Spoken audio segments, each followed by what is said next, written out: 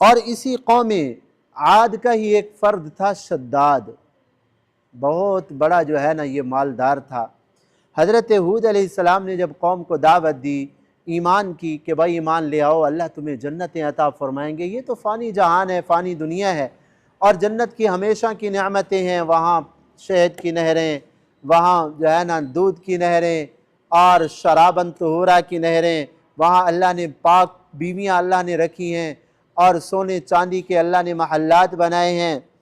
تو پیسہ تو تھا ان کے پاس، انہوں نے کہا جی ہود علیہ السلام، ہاں آپ کو کہتے ہیں آخرت میں جنت ملے گی، ہم دنیا میں بناتے ہیں، چلو بھائی۔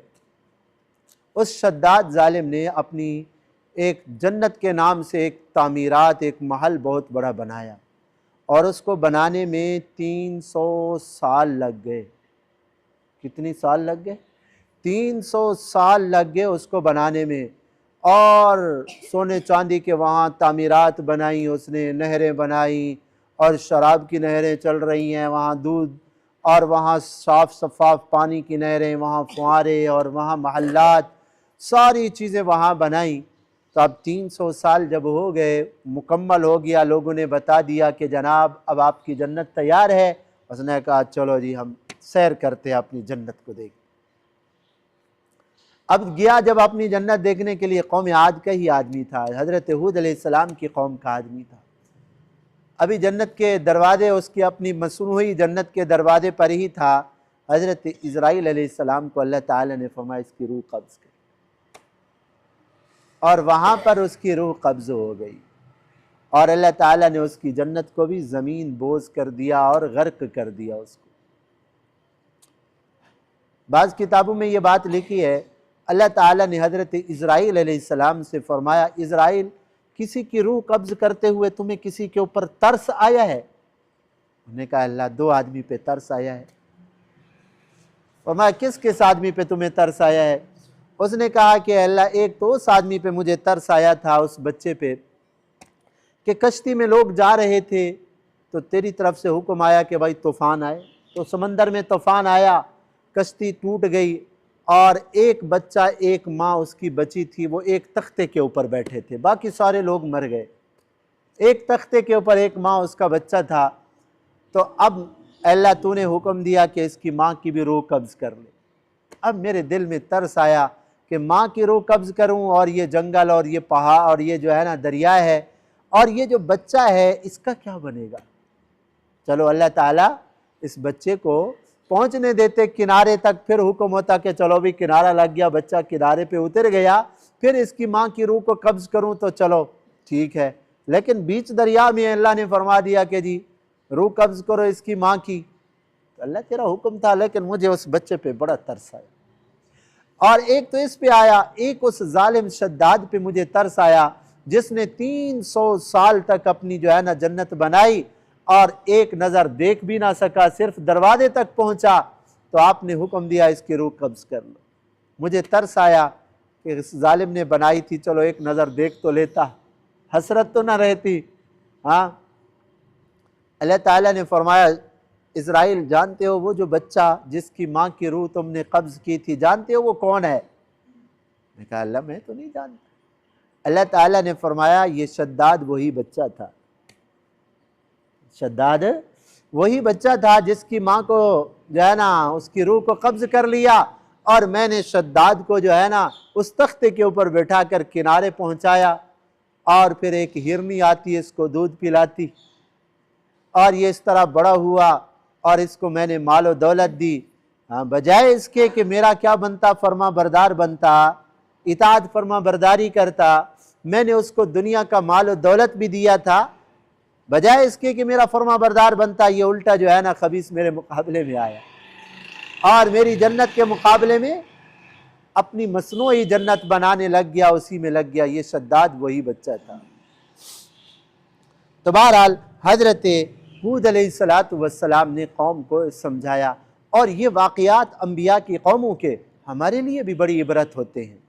ہم پیسے کو اکٹھا کرتے رہتے شداد اور قارون کی طرح، اور اگر اس پیسے سے فائدہ ہی نہ اٹھایا تو کیا ہو، نقصان نہ ہوا نا؟ پھر بندہ تو پیسہ اس لیے اکٹھا کرتا ہے نا کہ اس سے فائدہ حاصل کرے، اگر وہ جمع کر کر کے جو ہے نا اور اس طرح مر گیا تو حسرتیں لے کر جائے گا۔ اللہ کے راستے میں دل کھول کے خرچ کرے بندہ، اپنی آخرت میں آگے بھیجے بندہ، یہ اس کے لیے سعادت اور خوش نصیبی کی بات ہوتی ہے۔ جائز مقصد کے اندر خرچ کرے۔ آج ہمارے مال و دولت ناجائز گانوں کے اندر لگ رہے ہیں، شادی بیاہ ہوتی ہے سنت کے خلاف ہوتی ہے، اس کے اوپر ہمارا پیسہ لگ رہا ہوتا ہے، گناہوں کے اوپر ہمارا پیسہ لگ رہا ہوتا ہے، اور جب نیک کاموں میں خرچ کرنے کی باری آتی ہے تو بہت سے لوگ ایسے ہوتے ہیں کہ ان کو بخار آ جاتا ہے۔ بہت سے لوگ ایسے ہوتے ہیں بخار آ جاتے ہیں، جب اللہ کے راستے میں خرچ کرنے کی باری آتی ہے پھر بخار آتے ہیں۔ شیطان روکتا ہے۔ شیطان یہ نہیں چاہتا کہ مسلمان اپنی جان مال اللہ کے راستے میں لگا کر آخرت کا فائدہ حاصل کرے۔ یہ مال اگر ہم چاہتے ہیں ہمارے پاس باقی رہے تو اس کو جائز کاموں میں خرچ کرے۔ تو بہرحال اللہ تعالیٰ نے شداد اور اس کی جنت کو زمین کے اندر غرق کر دیا، شداد بھی ہلاک ہو گیا، اور آج ان کے کھنڈرات ہیں، کھنڈرات، نام و نشان بھی نہیں۔ اللہ تعالیٰ نے فرمایا تم اس لیے بناتے ہو تخلدون، کیا ہمیشہ رہنا ہے تم نے؟ ہمیشہ تو نہیں رہنا۔ وَإِذَا بَطَشْتُمْ بَطَشْتُمْ جَبَّارِينَ، جب تم کسی پہ ظلم کرتے ہو اور پکڑ کرتے ہو تو بڑی سخت پکڑ کرتے ہو۔ یہ بڑی ظالم قوم تھی، طاقتور تو تھے، مالدار تو تھے ہی، اب غریبوں کے اوپر ظلم کرتے تھے۔ غریبوں کو پکڑ کے لاتے، چلو ہماری یہ تعمیر عمارت بنواؤ، شابش، مزدوری کا کام کرو، بگاڑ کے اندر ہاں ان کو جو ہے نا کمواتے تھے، اور مزدور وہ جو بیچارے غریب ہوتے تھے وہ کہتے صحیح نہیں کریں گے تو مر جائیں گے۔ جیسے آج بھی بعض سرداروں اور قبائلوں اور بڑے لوگوں کا یہ وتیرہ ہوتا ہے کہ غریبوں کو کہتے ہیں چلو ہمارا یہ کام ہے، آ جاؤ امداد کرو ہمارے ساتھ، ان کو نہ مزدوری دیتے ہیں اور نہ کچھ کرتے ہیں۔ ایسے بہت سے آج بھی ہیں، اللہ معاف فرمائے، غریبوں پہ ظلم کرنے والے، اور غریب کہتے ہیں جی ہم اگر ان کا کہنا نہیں مانیں گے تو یہ بڑے لوگ ہیں، نہ ہمارا گھر بچے گا نہ عزتیں بچیں گی۔ ایسے بہت سے لوگ ہیں ہماری نظروں کے اندر، ایسے بہت سے لوگ ہیں خصوصاً ہمارے علاقوں کے اندر۔ صحیح، اگر ہم نے سردار کا کہنا نہ مانا تو نہ ہماری عزتیں بچیں گی، نہ ہمارا مال بچے گا، نہ جان بچے گی۔ کیا کریں، ہم مجبور ہیں، ان کا کہنا ماننے کے اوپر ہم مجبور ہیں، فرعون بن کے دنیا کے اندر پھر رہتے ہیں۔ تو اللہ تعالیٰ نے فرمایا اذا بطشتم بطشتم جبارین، جب تم غریبوں کے اوپر ظلم کرتے ہو تو بڑا سخت، ہاں ان کے اوپر ظلم، تمہیں شرم نہیں آتی؟ کیا تم ہمیشہ رہو گے؟ آپ صلی اللہ علیہ وسلم نے فرمایا جب مظلوم آہ نکالتا ہے، مظلوم کی بد دعا، آپ صلی اللہ علیہ وسلم نے حضرت معاذ کو جب یمن کی طرف بھیجا تو وہاں وصیت فرمائی اتقی دعوت المظلوم، مظلوم کی بد دعا سے بچنا، لیس بینہ و بین اللہ حجاب، اللہ اور اس مظلوم کے بد دعا کے درمیان کوئی پردہ نہیں ہوتا۔ اس مظلوم کی آہ اگرچہ وہ منہ سے کچھ نہ بولے لیکن اللہ تو دلوں کے راز جاننے والے ہیں نا، تو اس کی آہ اللہ کے عرش کو چیر کر اللہ تک پہنچتی ہے، آسمانوں کو چیر کر اللہ کے عرش پہ پہنچتی ہے۔ اللہ فرماتے ہیں لبیک یا عبدی، میرا بندہ میں حاضر ہوں، میں تیری ضرور مدد کروں گا، اگرچہ ایک عرصے لگ جائے میری حکمت کے تحت۔ یوں نہیں کہ میں اس کو پکڑنے پہ قادر نہیں ہوں، میں ابھی پکڑ سکتا ہوں، لیکن میری حکمت ہے کہ میں ظالموں کو تھوڑی سی ڈھیل دیتا ہوں، ایک عرصے کے بعد تیری مدد ضرور کروں گا۔ آج دنیا کے اندر ہم دیکھ رہے ہیں جو ظالم جابر ہوتے ہیں، ایک وقت وہ آتا ہے بے بسی کی موت مرتے ہیں، بے بسی کی موت، ان کی لاش کو بھی ہاتھ لگانے والا کوئی نہیں ہوتا، ایسی بے بسی کی موت مرتے ہیں۔ اللہ تعالی ہم سب کی حفاظت فرمائے، قرآن و سنت کو سمجھنے کی، عمل کرنے کی توفیق دے اللہ تعالی۔ الحمدللہ۔